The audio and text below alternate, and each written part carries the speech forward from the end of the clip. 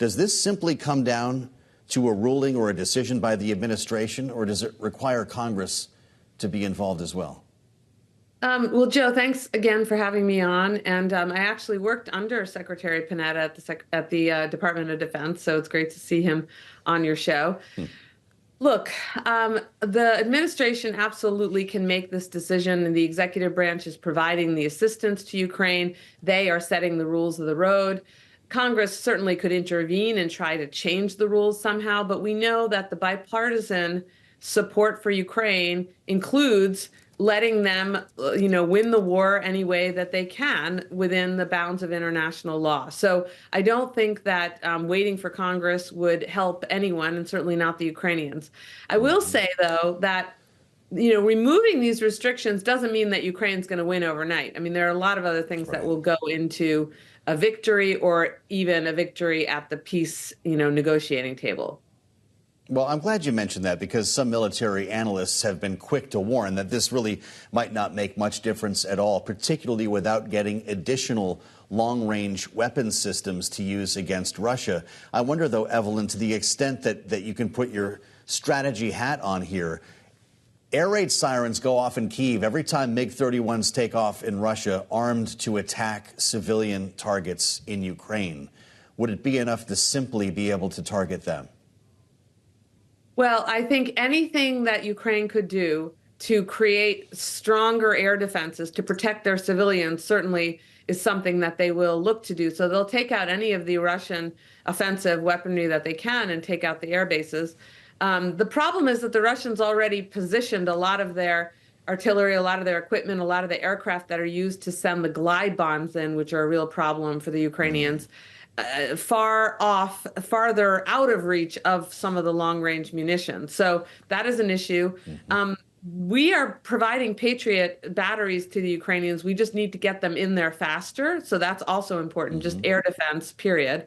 And of course, the front line, I think, is what the Ukrainians are really worried about, because the Iranians are now providing ballistic missiles to Russia. This has been confirmed now by our government and the British government. And those munitions will be used likely to attack if not the front line, certainly civilians. And that's what now has gotten the attention of the international community. And I think that's why they're going to reverse this decision to not let the Ukrainians use long-range artillery into Russia. Fascinating. Yeah, well, this would be a major development here. And of course, the war in Ukraine was a topic of conversation during this week's presidential debate. I'm sure you saw it, Evelyn. Donald Trump and Kamala Harris shared this exchange over the Russia-Ukraine war. I know Zelensky very well, and I know Putin very well. I have a good relationship, and they respect your president, okay? They respect me. And what I'll do is I'll speak to one, I'll speak to the other, I'll get them together. That war would have never happened. And why don't you tell the 800,000 Polish Americans right here in Pennsylvania how quickly you would give up for the sake of favor and what you think is a friendship with what is known to be a dictator who would eat you for lunch. I don't know who's eating who for lunch here, Evelyn, but I just wonder, after being given the opportunity twice to say that he wanted Ukraine to win the war, Donald Trump would simply say he wanted it to end. What would a Trump administration mean for this effort? Yeah, I mean, if you're not saying that you want Ukraine to win, then you're saying you're okay with Russia winning. And Russia winning is a very dangerous world, because we know Vladimir Putin, he's not going to stop with Ukraine. He's going to take Moldova and Georgia because those are part of the former Soviet Union. He's very neo-imperial. He wants to recreate this Russian empire. And he will probably try to attack NATO somehow, directly or indirectly, to weaken us. We don't want war with Russia. The best thing that we can do is support Ukraine to defeat this aggressive Russian foreign policy.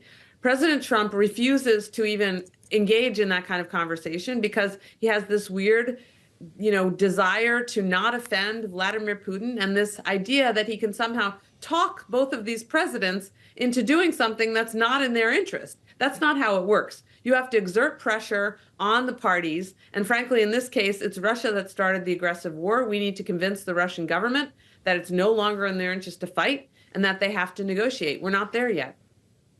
Well, contrasts are important right now to a lot of Americans, Evelyn, as they try to make decisions.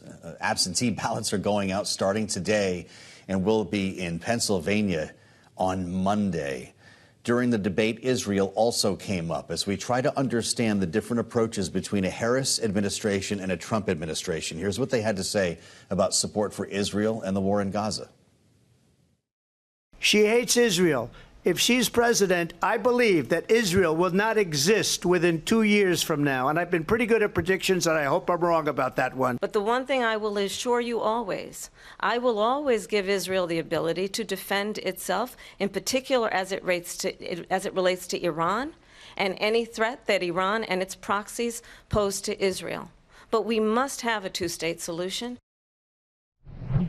Evelyn, voters might be more familiar, Washington certainly is, with Donald Trump's approach to Israel, his relationship with Benjamin Netanyahu, but there have been questions about the way Kamala Harris would approach this. She chose her words very carefully the other night. I suspect you don't see the extinction of Israel within 2 years, as Donald Trump said. Maybe you do, but what would be, if any, difference between Kamala Harris and Joe Biden when it comes to this? Yeah. Well, first of all, if I could just say a thing about Donald Trump, because I went to Israel in June. I had not been there since 2017. It was still early in Trump's time. And what I learned there was that Trump gave the far right in Israel a free hand. We didn't actually support what had been long time U.S. policy to support a two-state solution, to oppose actually new settlements in the territories that are supposed to go ultimately to the Palestinians as part of a resolution. So I believe actually that Israel is in the greatest danger right now of a civil war, including in the West Bank, because of Donald Trump's policies and, of course, President Netanyahu's policies, which were facilitated by our government. So I think that it needs to be really clear that I think we're in greater danger, at least from the perspective of Israeli sovereignty, if Donald Trump were to get into office. Now, between Biden and Vice President Harris, I think Vice President Harris has spoken more clearly about the need for a two-state solution, that the ceasefire is important in and of itself, I think, is what she's signaling. But she's also saying, I believe that the Palestinians deserve their own sovereign state. The problem is that the Israeli government has these right-wing members, and probably I don't know whether the prime minister agrees with them or not, but Prime Minister Netanyahu is not moving in the direction of a two-state solution. And so they're treating the ceasefire as if they can't agree to it, which this is what we need to release the hostages. So I think Kamala Harris understands that there's a humanitarian crisis that the Palestinian people are experiencing. She's not excusing the terrorists or Hamas or Iran, but she's taking a firmer approach and looking with an eye towards the future. Will both wars still be underway on the day of the inauguration? Well, certainly Ukraine is not going to end, by January. And I hope to God that there's a ceasefire earlier than that in Israel, because the hostages need it, lives depend on it.